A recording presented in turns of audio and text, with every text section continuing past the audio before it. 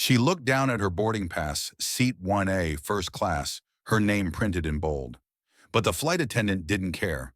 With a tight smile and no explanation, she told 14-year-old Amira Lawson to get up and move to coach because someone else needed it more. Amira Lawson's sneakers barely touched the carpet as she stepped into the first-class cabin of Flight 224.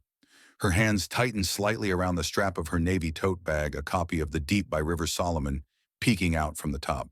She found her seat 1A and paused, her eyes sweeping over the buttery leather, the wide window, the gleaming armrest. She sat down slowly, cautiously, like she didn't want to break the moment. She crossed her ankles and settled in fingertips, brushing the edge of the seat like it might vanish if she didn't hold it down. It was her first time flying alone, first time in first class, and it felt quietly like a dream. Her father, Dr. Marcus Lawson, had booked the ticket as a reward. Not for a birthday, not for a holiday, just for being exceptional. She just completed an intensive tech innovation program at Stanford, a summer initiative for high-achieving students in STEM, and out of the entire cohort, Amira was both the youngest and the only black girl. Her father had beamed through the FaceTime screen the night before, still in his lab coat, gray streaks in his beard, catching the light as he said, "I want you to fly like you already belong in every room you'll ever walk into." She had smiled back, nervous but proud, knowing what that seat meant to him and to her. She'd packed with care, folded her hoodie, neatly tucked a pen and a fresh notebook beside her book, and arrived at the airport 2 hours early, checking in without issue. Now she opened the book to a marked page, her fingers skimming the paper as the hum of boarding announcements faded into the background. But she didn't get far. A flicker of movement in her periphery made her glance up. A flight attendant approached, blonde hair clipped into a neat twist, makeup precise. Her name tag gleaming under the cabin lights, Kristen. She stopped at Amira's row, glanced at a tablet, then leaned in with a tight smile that didn't quite reach her eyes. "Hi there, sweetheart," she said. "Tone too sweet, too practiced. Looks like there's been a little seating issue. I'm going to need you to move to a seat in coach." We had to make a quick adjustment. Amira blinked. Her eyes moved from Kristen to the boarding pass still tucked into the seat pocket, 1A, printed clearly. "But this is my seat," she said quietly. Her voice wasn't rude. It was confused, a question more than a protest. Kristen's smile didn't waver. "I understand, but we have a preferred flyer who needs to be accommodated. It won't take long. We'll get you settled in the back." Amira's face grew hot. Her fingers curled slightly on her lap. She looked again at the boarding pass as if it might suddenly say something else. Then back at Kristen, whose eyes were already scanning past her. People were watching now. The man in 1C turned slightly. A woman in 2A across the aisle frowned but said nothing. No one said anything. Amira swallowed. She didn't want to make a scene. That was the unspoken rule, right? Don't cause trouble. Be polite. Don't be difficult. So she closed the book, slipped it into her tote, and stood up. The first-class cabin felt warmer now, tighter. She followed Kristen down the narrow aisle as heads turned, then quickly looked away. They placed her in 26B, a middle seat in a crowded row near the back. The air smelled like pretzels and old coffee. Her knees touched the tray in front of her. She didn't cry, but her chest ached. She pulled out her phone, opened a blank message, and typed 6 words. No punctuation, no emojis, just the truth. "They made me give up my seat." Then she put the phone away and stared ahead. Nobody looked at her. Not Kristen, not the passengers, not the crew. Just silence. 3 time zones away in Oakland, her father was finishing a call when her message came through. He read it once, then again. He didn't respond. He didn't panic.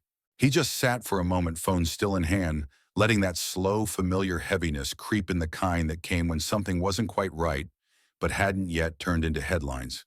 He opened the Vanguard Air app, checked the flight status. Still boarding, still on the tarmac. That gave him time. He didn't text her back. He wouldn't risk causing her more tension while she was still trapped at 30,000 feet. Instead, he opened his contacts and scrolled to the name Elias Trent.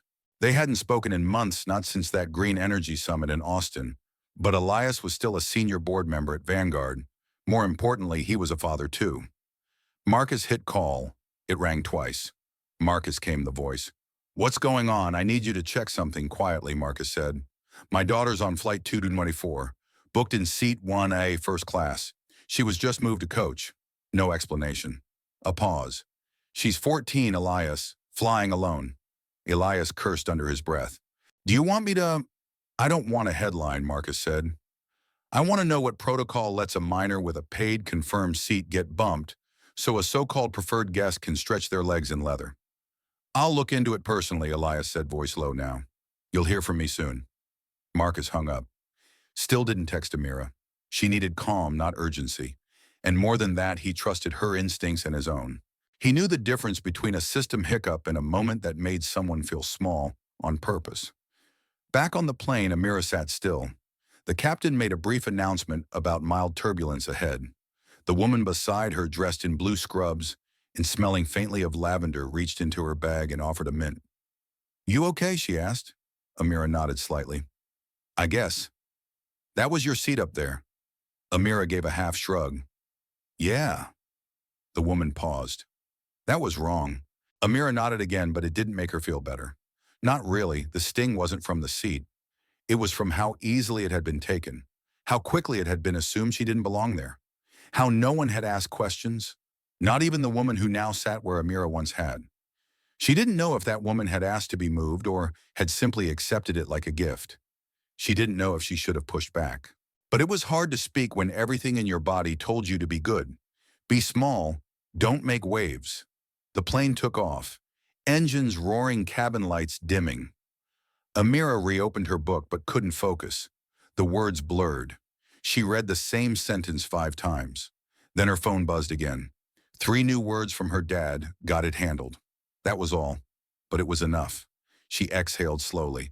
Somewhere in the sky, she felt herself begin to steady, not because the turbulence eased, but because she knew someone believed her, and someone was already moving. Dr. Marcus Lawson didn't drink the coffee he just poured. It sat untouched on the counter, steam curling into the quiet of his Oakland kitchen as he stared at the message on his phone again. They made me give up my seat. No punctuation, no details. Just 6 words written by his daughter, a girl who never complained unless something mattered. He knew Amira, knew her precision, her restraint. She wasn't dramatic, she wasn't reckless, and she certainly wasn't the type to cry wolf. If she'd texted that, it meant something had gone wrong. Not on the surface, but deeper. Subtle, sharp, and quiet, the kind of wrong that didn't leave bruises but left a mark. Marcus didn't rush. He'd learned a long time ago that speed wasn't power, strategy was. And he had enough experience navigating systems to know exactly who to call first. As the sun cut across the hardwood floor, he stepped into his home office, slid into the leather chair, and dialed Elias Trent. The line picked up with a low, surprised, Marcus, my daughter's on flight 224, he said calmly. Booked in 1A, got moved to coach by a flight attendant without warning. She's 14, flying alone. No reason given. Elias swore under his breath. What the hell, I don't want PR spin, Marcus said. I want to know who authorized the reassignment and what protocol justifies removing a confirmed minor from first class to accommodate a frequent flyer. You'll have it, Elias replied.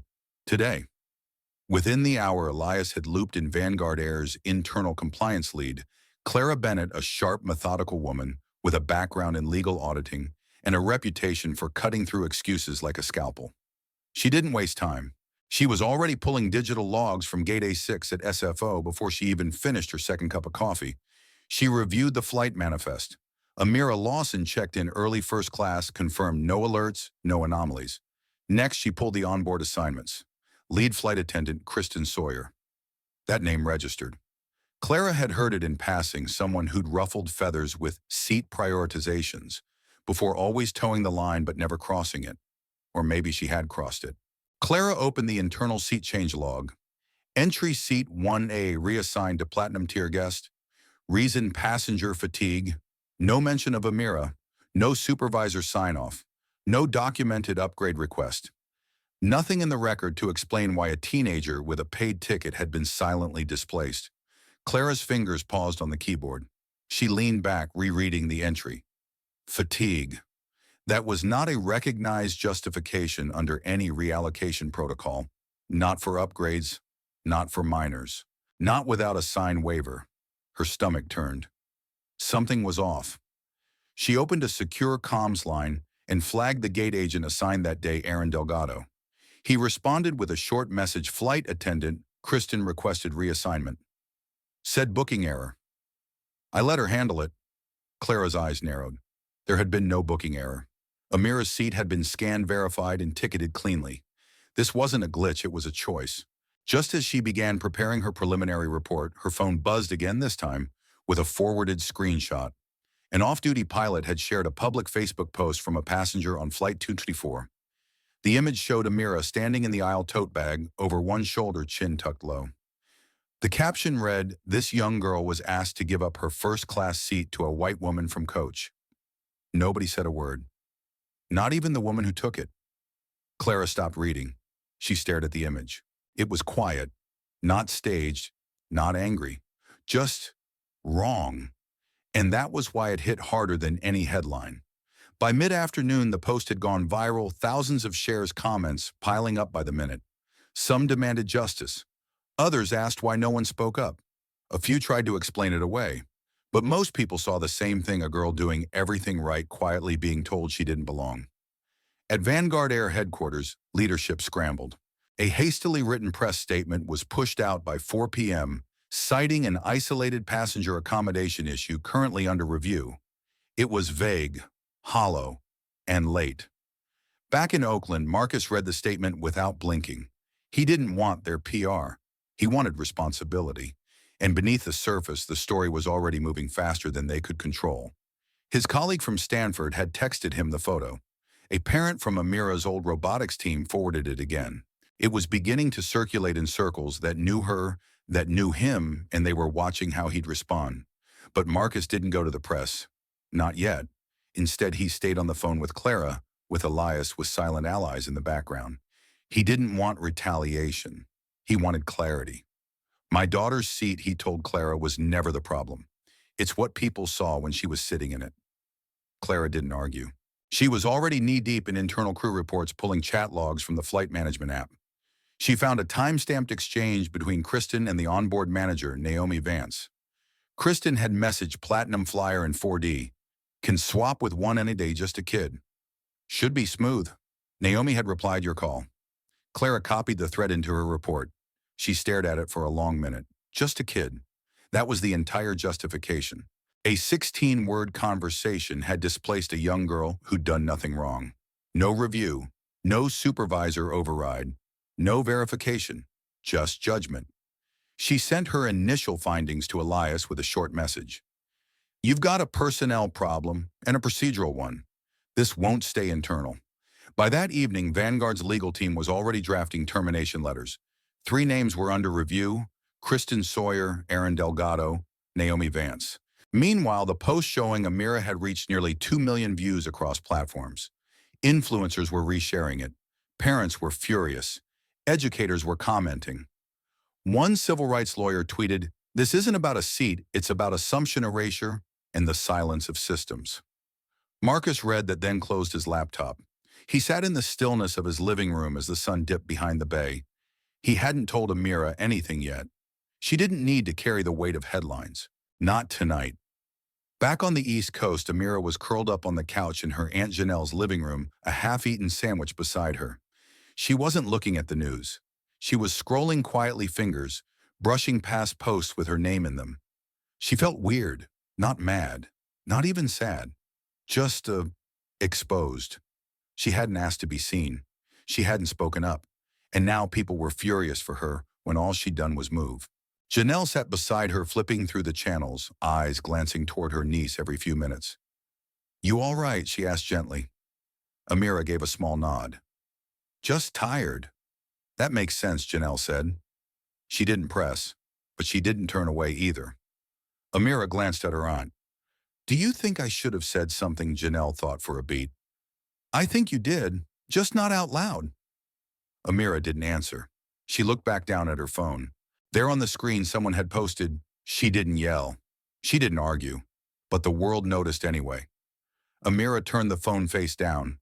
She wasn't sure what she felt, but she knew this something had shifted, and it wasn't just in the seat map. The next morning, Amira didn't open her phone. She heard it buzzing on the nightstand, notifications piling up one after another, news alerts, tag posts, messages from classmates she hadn't spoken to in months. But she left it untouched face down beside a half-empty glass of orange juice. Her Aunt Janelle moved quietly through the kitchen making eggs and toast pretending not to watch. The silence between them wasn't tense, just full. Amira sat at the table, shoulders slightly hunched, picking at the crust of her toast with slow fingers. She hadn't asked to be a story. She hadn't said a word to anyone besides her dad, and even then, only 6 words. But now it felt like the whole world had something to say on her behalf. She didn't know what to do with that. In Oakland, Dr. Marcus Lawson sat in a conference call with Vanguard's legal and compliance team. Clara Bennett had submitted her final report the night before, clear, precise, and damning. Kristen Sawyer had manually reassigned a confirmed minor seat without authorization. Gate supervisor Aaron Delgado had allowed the override without verifying the manifest. Onboard manager Naomi Vance had acknowledged the swap but never checked credentials or raised a red flag. It was a systemic failure dressed as a judgment call. "We're moving forward with termination," said the airline's general counsel. "Effective immediately. We're also reviewing internal training on passenger reassignment, especially with minors." Marcus didn't respond right away. His hands were folded on the desk. "And Amira," he asked calmly, "will someone be calling her a letter? A statement, anything to acknowledge what was done?" The room went quiet. Then someone replied with corporate caution, "We'll discuss options." "You've had options," Marcus said, his voice low and firm. "Now you need action." 3 hours later, Vanguard Air released a new statement, brief and clinical. Following a formal investigation, 3 employees have been dismissed due to violations of passenger service policy on Flight 224. "We reaffirm our commitment to equitable treatment for all travelers." No names, no mention of Amira, no apology. But everyone knew what it meant. The media didn't wait for confirmation. Headlines hit within the hour. Teen displaced from first-class Sparks airline firings. Vanguard Air terminates crew after viral photo. Nobody said a word. Silence, race, and a seat in the sky. The photo reappeared everywhere. Amira standing in the aisle holding her tote like armor, her eyes turned away from the camera. The image didn't show anger. It showed restraint. Grace. A quiet injustice that had come to define something bigger than one girl on one plane. Back in D.C., Amira sat on the couch with the news playing softly in the background.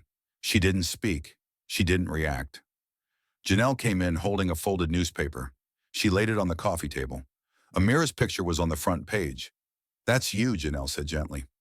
"I know," Amira replied. Her voice was flat. "You want to talk about it?" "Not really. You don't have to," Janelle said, sitting beside her. "But you should know what you did mattered." Amira shook her head. "I didn't do anything." "Exactly," Janelle said. "And that's why people noticed. Because you didn't shout. You didn't fight. You just stood there, and it still wasn't okay." Amira said nothing. She didn't feel brave. She didn't feel strong. She felt tired, like all the attention belonged to someone else. Then a few days later, during Career Awareness Week at Janelle's middle school, Amira came with her aunt for a normal Thursday morning. She wore jeans and a hoodie, nothing special. Just something that didn't draw attention. But halfway through second period, the school counselor asked if she'd be willing to join a student leadership panel. "Just 5 minutes," she said. "Just talk about your STEM program, what it was like." Amira hesitated. She didn't want to speak, but something in her shifted. Maybe it was the way the counselor smiled, or the way her aunt nodded softly from across the room. Maybe it was that she was tired of only being talked about.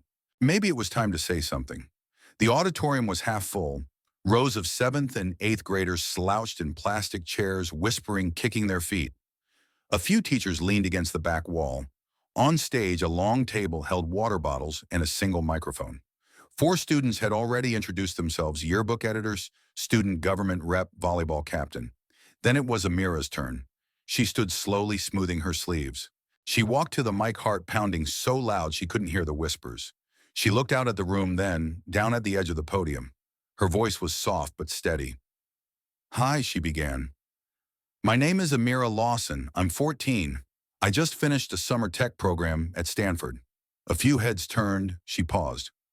"I was asked to come up here and talk about leadership, but I want to talk about something else. Something I didn't expect to learn this year." The room started to quiet. "Last week I flew here from California. My dad booked me a first-class ticket. It was his way of saying he was proud of me, that I earned something. Her hands gripped the sides of the podium. But before the plane took off, a flight attendant came up to me. She asked me to move. She didn't explain why. She just said someone else needed the seat more. A few students stopped fidgeting. So I moved. I didn't argue. I didn't cry. I just moved. She looked up. And that's the part that stuck with me. That I could be told to move without anyone asking why. That the person who took my seat never had to explain anything. That everyone around me just watched. The silence in the room grew heavier. It wasn't just about the seat, Amira continued. It was about what people expect, who they think belongs where, and who they think is just visiting. She took a breath. Sometimes even when you do everything right, you still get pushed aside. And you start to wonder if maybe that's just the way it is. She paused again, eyes scanning the first few rows. But I learned something. You don't have to yell to be heard. You don't have to make a scene. You just have to remember the place you earned it belongs to you.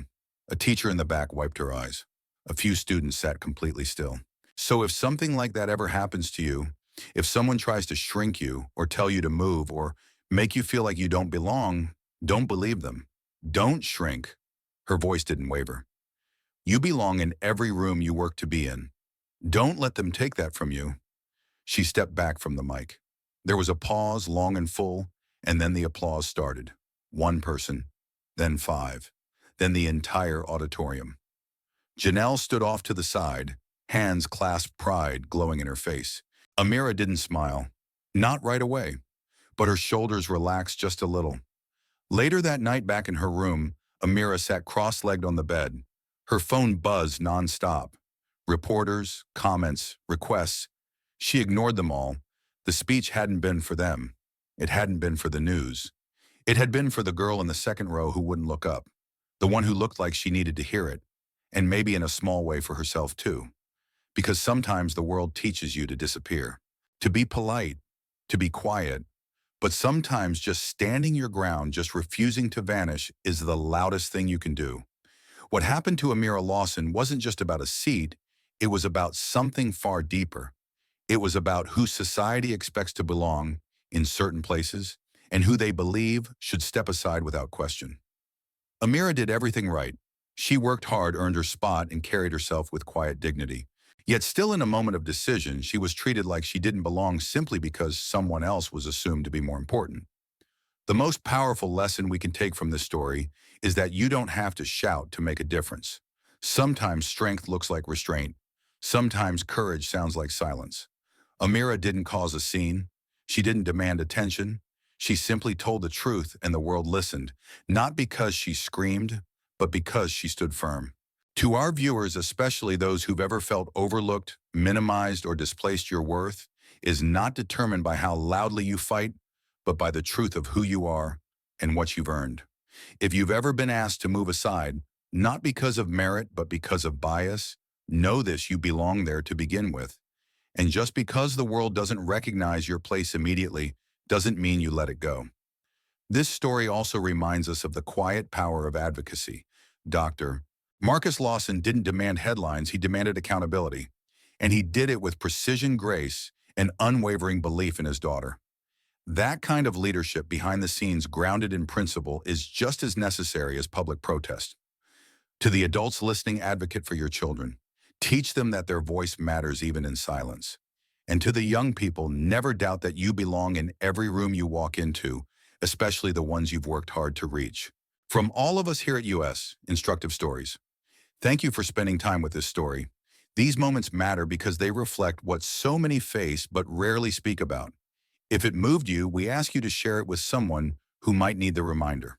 And if you've ever been in Amira's shoes, seen but unspoken, let this story be your echo. Thank you for watching. Thank you for listening. And most of all, thank you for believing that stories like this deserve to be told. We'll see you next time with more real, raw, and rooted stories that reveal truth, challenge silence, and uplift the voices that too often go unheard.